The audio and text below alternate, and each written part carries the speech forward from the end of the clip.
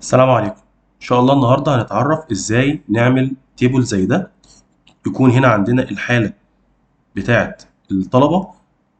لو الطالب ده راسب بيعلم لك على الصف كله باستخدام الكونديشنال فورمات، والحاجة دي بتتم بشكل اوتوماتيك. يعني لو انا على سبيل المثال عندي طالب زي ده رسب، فبيقوم معلم لي على الصف كله ان هو باللون الاحمر ده.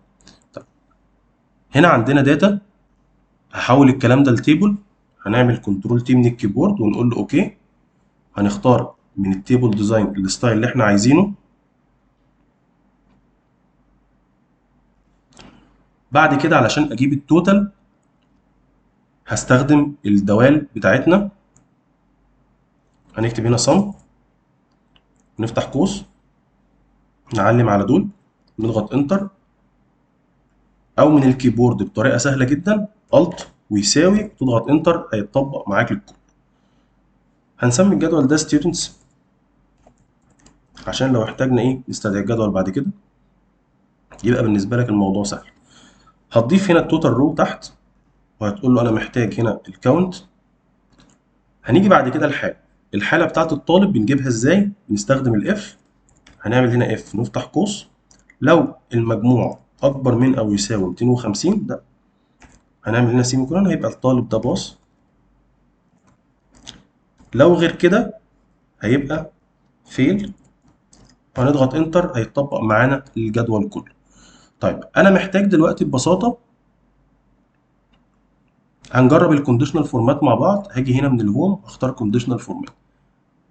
ابسط حاجه هتلاقي عندك هنا حاجه اسمها ايكوال تو، فيقدر يعلم لك على الناس اللي هم فيل اللي هو راسب بلون معين. اخترت equal to علشان يقول لو القيمة دي موجودة في الخلية فلونها لي بالألوان دي. ودي هنا عندنا مجموعة ألوان جاهزة نقدر نختار منها. أنا لو جيت عملت الشكل ده فهو بيطبق لي على الإيه؟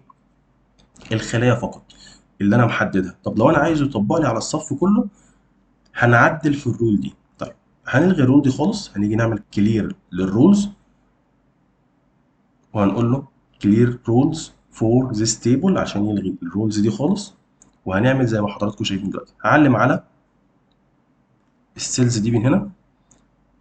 هاجي هنا من الكونديشنال فورمات وهقول له نيو رول. هاجي على يوز فورميولا وهنا هكتب المعادله دي بالظبط. هقول له ايكوال وهقف على اول خليه عندي هنا،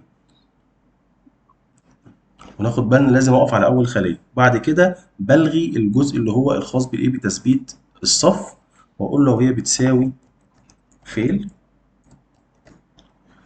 لو الكلام ده حصل فاعمل لي فورمات للكلام ده تنسيق. هختار الالوان دي، اختار اللون اللي يناسب حضرتك، والفيل كلر بتاعها اللون ده على سبيل المثال، ونقول له اوكي.